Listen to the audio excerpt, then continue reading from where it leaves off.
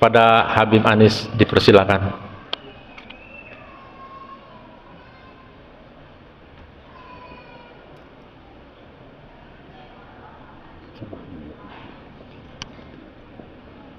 Assalamualaikum warahmatullahi ta'ala wabarakatuh.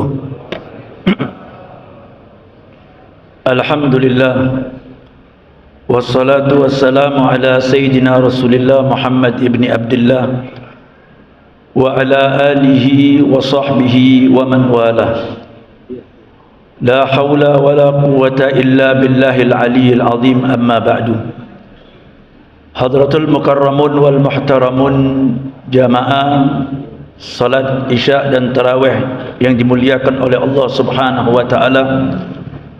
Syukur kepada Allah Subhanahu wa taala senantiasa kita panjatkan atas segala karunia dan nikmatnya kepada kita, baik nikmat jasmani, baik nikmat sehat jasmani ataupun rohani, serta nikmat kemudahan dan kesempatan yang diberikan oleh Allah Subhanahu wa taala, sehingga pada malam hari yang mulia ini kita dapat memenuhi pepanggilan Allah Subhanahu wa taala di dalam rangka melaksanakan solat isya berjamaah serta menghidupkan daripada bulan Ramadan dengan melaksanakan solat tarawih dan solat witir secara berjamaah. Kita tahu bahwasanya bulan Ramadan merupakan bulan yang diberikan oleh Allah Subhanahu wa taala kepada kita sebagai anugerah, di mana segala kebaikan dan kemuliaan dikumpulkan oleh Allah di bulan yang penuh dengan keberkahan ini. Maka Nabi kita Muhammad sallallahu alaihi wasallam setiap kali akan datang bulan Ramadan, beliau senantiasa berkhutbah mengingatkan para sahabatnya tentang kemuliaan yang ada daripada bulan Ramadan tersebut. Beliau nyatakan bahwasanya bulan Ramadan ini merupakan bulan yang paling agung. Hari-hari yang ada di bulan Ramadan merupakan hari-hari yang terbaik. Malam-malam yang ada di bulan Ramadan merupakan malam-malam termulia. Dan setiap waktu dan saat yang kita lalui di bulan Ramadan merupakan waktu-waktu yang paling utama, di mana kita diperintahkan oleh Allah Subhanahu wa taala untuk melaksanakan kewajiban berpuasa di bulan Ramadan serta melaksanakan segala bentuk macam ibadah yang ada di bulan Ramadan.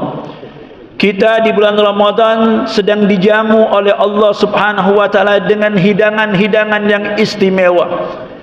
Maka dikatakan oleh para ulama, ketika kita dijamu kemuliaan tersebut, napas kita di bulan Ramadan bernilai seperti orang yang bertasbih. Tidur kita di bulan Ramadan dikatakan tidur kita adalah ibadah. Kemudian setiap ibadah-ibadah wajib yang kita lakukan di bulan Ramadan, pahalanya dilipat gandakan oleh Allah menjadi 70 kali lipat, serta amalan sunnah yang kita lakukan di bulan Ramadan, pahalanya seperti amalan fardu yang kita lakukan selain daripada bulan Ramadan. Ini satu kesempatan yang luar biasa, sehingga Nabi mengatakan orang yang celaka adalah orang yang tidak mendapatkan ampunan di bulan Ramadan. Bahkan beliau katakan, man adraka Ramadan walam yughfar lahu abadahullah. Ketika malaikat mengatakan amin, katakan wahai Muhammad, beliau mengatakan amin, seakan-akan ini sumpah daripada Nabi Muhammad. Yang malaikat mengatakan, wahai Muhammad, siapa saja daripada umatmu yang dia mendapati bulan Ramadan tapi dia tidak mendapatkan ampunan dari Allah, maka orang tersebut betul-betul jauh daripada rahmat Allah Subhanahu wa taala. Artinya orang yang diberikan kesempatan yang mulia oleh Allah, diberikan kesempatan terbaik, tapi dia tidak menggunakan kesempatan tersebut dengan sebaik-baiknya. Makanya kita diberikan motivasi bagaimana caranya agar waktu-waktu di bulan Ramadan jangan lewat begitu saja. Kita tahu Nabi Muhammad sallallahu alaihi wasallam membagi waktu-waktu atau hari-hari di bulan Ramadan ini menjadi 3 bagian. Yang kita kenal, beliau katakan 10 hari pertama merupakan rahmat dari Allah, dan 10 hari kedua merupakan maghfirah dari Allah atau ampunan dari Allah, dan sementara 10 hari terakhir merupakan keselamatan kita daripada api neraka. Jadi waktu sebulan di bulan Ramadan itu dibagi menjadi 3 bagian. Seperti orang yang ingin mengikuti perlombaan. Kadang-kadang kita sebagai hamba Allah, kadang-kadang kita lalai.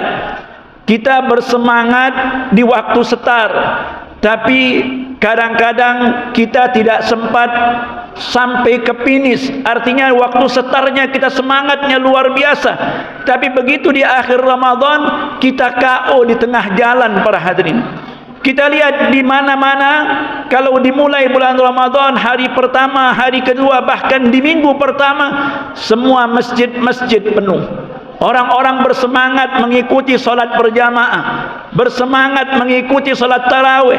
Tapi mulai begitu 10 hari yang kedua, masjid yang tadinya penuh sudah mulai longgar. Sudah banyak orang-orang yang melakukan kesibukan-kesibukan yang lain. Bahkan tidak sedikit di hari yang menjadi hari penentu, umat Islam sudah meninggalkan ibadah di bulan Ramadan tersebut. Maka ini seperti perlombaan. Ulama mengatakan bulan Ramadan itu adalah madrasah. Bulan Ramadan itu adalah sekolah di mana engkau diuji oleh Allah Subhanahu wa taala. Jangankan makanan yang haram, makanan yang halal di luar bulan Ramadan kita tidak boleh untuk melakukannya. Karena kita sedang dididik oleh Allah bagaimana caranya menundukkan hawa nafsu kita. Jadi cara strategi yang paling baik, kita harus mengatur waktu kita dengan sebaik-baiknya. Jangan sampai semangat di setar tapi kita tidak sampai ke finish. Artinya kita mendapatkan rahmat Allah tapi di pintu finish kita lengah, sehingga kita keluar di bulan Ramadan menjadi hamba-hamba yang rugi. Bulan Ramadan merupakan anugerah yang luar biasa yang harus kita pergunakan dengan sebaik-baiknya. Karena tidak ada yang bisa menjamin diri kita kalau nanti besok kita akan berjumpa kembali di bulan Ramadan. Maka sebelum kesempatan yang Allah berikan ini diambil oleh Allah, pergunakan dengan sebaik-baiknya. Jangan kita remehkan amal sekecil apapun. Bahkan Nabi memberikan isyarat kepada sahabat ketika beliau mengatakan, man fattara sha'iman kana lahu mithlu ajrihi. Nabi mengatakan siapa yang memberikan buka puasa bagi orang-orang yang berpuasa, maka orang tersebut mendapatkan pahala seperti orang yang berpuasa.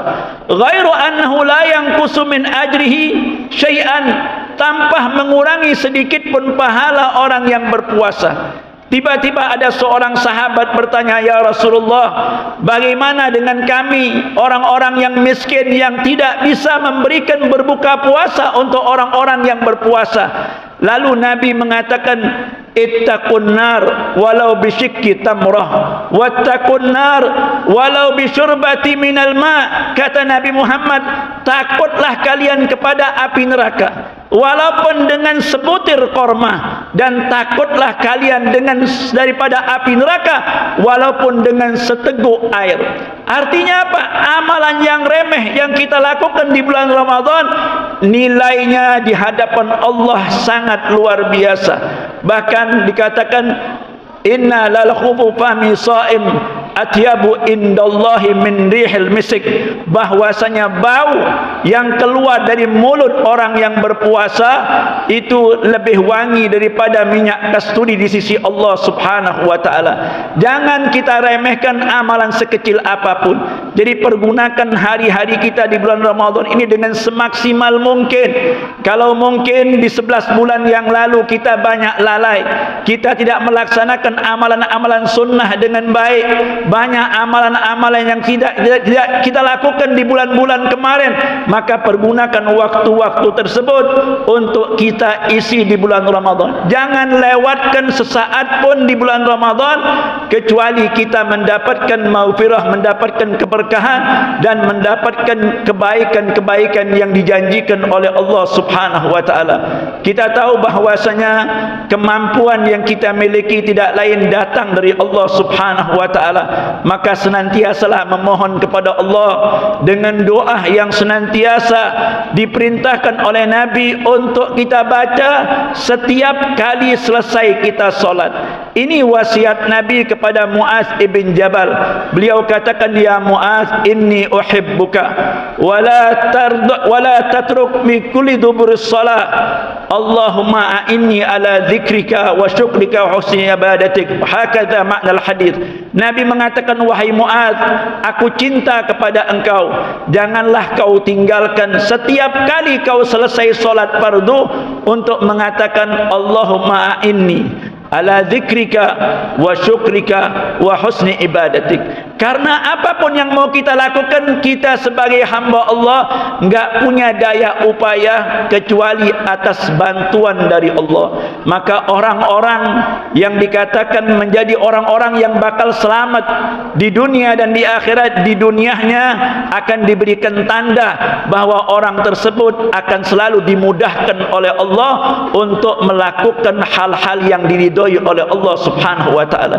Kalau kita masih diberikan kemudahan oleh Allah untuk mengerjakan ibadah kepada Allah, maka syukurilah. Itu pertanda Allah Subhanahu wa taala senantiasa memberikan taufik dan hidayahnya kepada kita. Mudah-mudahan di bulan Ramadan yang mulia ini selalu kita gunakan untuk ibadah kepada Allah Subhanahu wa taala, dan tidak ada waktu dan saat yang terlewat kecuali kita isi dengan hal-hal yang baik untuk mendatangkan pahala dari Allah Subhanahu wa taala, dan kita tidak keluar dari bulan Ramadan tahun ini. Mudah-mudahan semua dosa-dosa kita diampuni oleh Allah Subhanahu wa taala. Allah perbaiki diri kita, Allah perbaiki akhlak kita. Mudah-mudahan ini merupakan sekolah, madrasah yang kita sedang ditempah oleh Allah Subhanahu wa taala, dan kita keluar daripada bulan Ramadan sebagai orang-orang yang lulus, sebagai orang-orang yang sukses dan orang-orang yang berhasil. Yang tadinya kurang baik menjadi baik, yang tadinya sudah baik menjadi lebih baik. Itu saja yang dapat saya sampaikan dalam kesempatan yang mulia ini. Kurang lebihnya saya mohon maaf. Walafu minkum. Assalamualaikum warahmatullahi taala wabarakatuh. Al Muslimun TV.